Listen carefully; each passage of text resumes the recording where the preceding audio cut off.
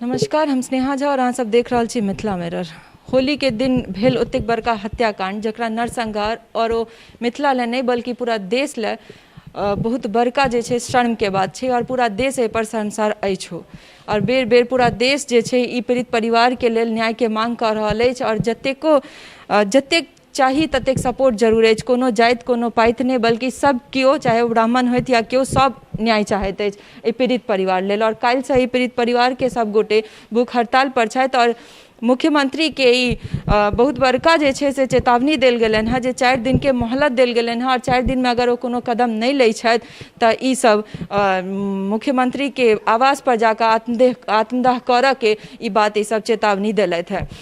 तो ई बीएसएफ जवान जे 5 जन के निधन होइ छनि ताहिमे सँ बीएसएफ जवान छला है, देश रक्षक छलथि है, ताहि के बावजूद हुनकर अपन भूमि पर ने सरकार और ने प्रशासन हुनकर रक्षा कऽ पेलनि। हुनकर बेटी संगे हम एखन बैसल छियनि और ये उचित नहीं है जे बार बार ई बच्चा सबके किछु पूछल जाए, लेकिन एकरे सबके जे छे एकरे सबके वॉइस और एकरे सबके आवाज देश तक पहुँच रहल छे और एही पर प्रशासन और सरकार जे छे मजबूर भऽ रहल अछि कोनो ठोस कदम उठाबऽ ले। काल्हि हालांकि 5 जन के गिरफ्तारी के सूचना है और एकर पुष्टि जे छे एडीजी मुख्यालय पटना द्वारा भेल और आईजी के सेहो बयान छनि जे 5 जन के पुष्टि कऽ देलखिन है जे पाँचू प्रवीण झा सहित 4 अन्य आरोपी जे छे से गिरफ्तार भऽ चुकल अछि। तो हम पूछबनि हिनका सबसे जे ई सब कते संतुष्ट छथि एहि कदम से और आगू की चाहै छथि सरकार से और बेर बेर मीडिया कर्मी होय के नाते और पूरा मिथिला के वासी होय के नाते देश के वासी होय के नाते हर कियो यह मांग कर रहल अछि जे एहि परिवार के न्याय भेटै, सिर्फ गिरफ्तारी नहीं ई सब खून के बदला फांसी के सजा चाहै छथि। की चाहै छी अहाँ सब? काल्हि गिरफ्तारी भेलै 5 गोटे के, प्रवीण झा और 4 गोटे के, तो कतेक ऐसा संतुष्टि भेटल अहाँ सबके? कनिक वैसे कोनो संतुष्टि नहीं हमरा सबके, कियाकि गिरफ्तारी भेले पैसा फेंकते छूट जेते, ओकरा सबके पहुँच ज़्यादा ऊपर तक छे।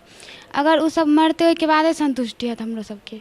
हमर सबके सब छीन गेल ने, पूरा दुनिया खत्म हो गेल।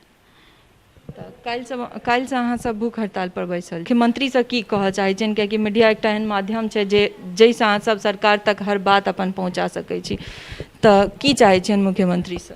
हम सब बस चाहे छियै ओकर इनकाउंटर होबाक चाही या फांसी दे, इनकाउंटर जल्दी कर जे करऽ के, जे करऽ के से जल्दी हेबाक चाही। हाँ, जेल वेल में रखऽ के चक्कर नहीं, ओहि में रखते फिर उ छूटते। वो हमरो सबके पता है की होइ छै, एनी के प्रशासन के बारे में सबके पता छै। जहिया हमर पापा के लाश गेल तहिया तऽ प्रशासन नहीं आयल, आइ की कऽ लेते?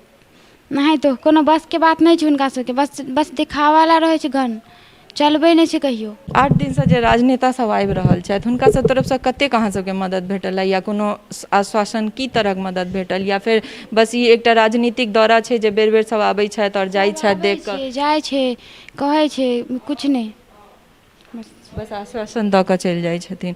अहाँके सब एतेक नहीं बाजऽ चाहै छी रोज रोज। नहीं ठीक छै, हम बेसी पूछबो नहीं करब।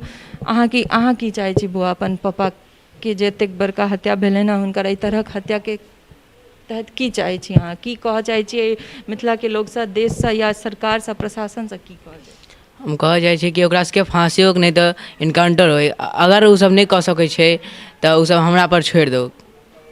अगर उ सब चाहै छै कि ओकरा सबके जेल में रखते, अगर उ सब मर्डर करने छै, अगर ओकरा सबके जेल में रखते तऽ ओकरा सबके हमरा दऽ दो कि हम ओकरा सबके मारि दै छियै तखन उ हमरा जेल में राखि लेतै। जेल में रखनाइ बहुत बड़ा बात नहीं भऽ गेलै। अगर हमर सबके इंसाफ नहीं मिलता हमहूँ सब मारबै, काल्हि भऽ कऽ हमरो सबके पास पावर रहते। अभी छोट छी ने, हमर सबके पापा के मारि देलक, काल्हि हमहूँ सब मारबै। फिर पूरा नहीं हो सकता है। हम चोरी पहने हुए सरकार है, अंधा सरकार है, कानून है, सब चीज। कानून भी तो चोरी पहन के बैठे हुए है। सरकार से की चाहै छी अहाँ सब जे हड़ताल पर बैसल छी? तऽ सरकार से की तरह न्याय? सरकार से खून के बदला हम खून चाहै छी। बस ओकर सबके मौत चाहिए और कुछ नहीं मांगि रहल छी हम सब।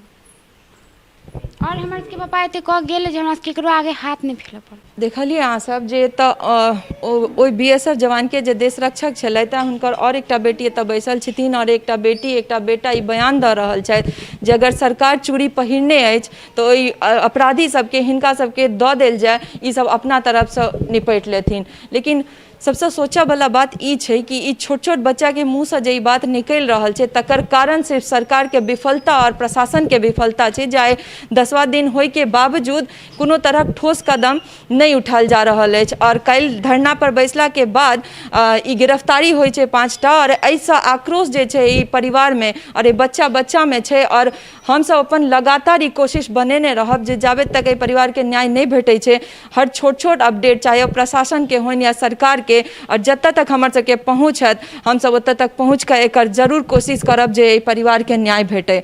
बनल रहू मिथिला मिरर संग सहयोगी राजीव चौधरी और सरोज मिश्र संग हम स्नेहा झा, मोहम्मदपुर, बेनीपट्टी, मधुबनी।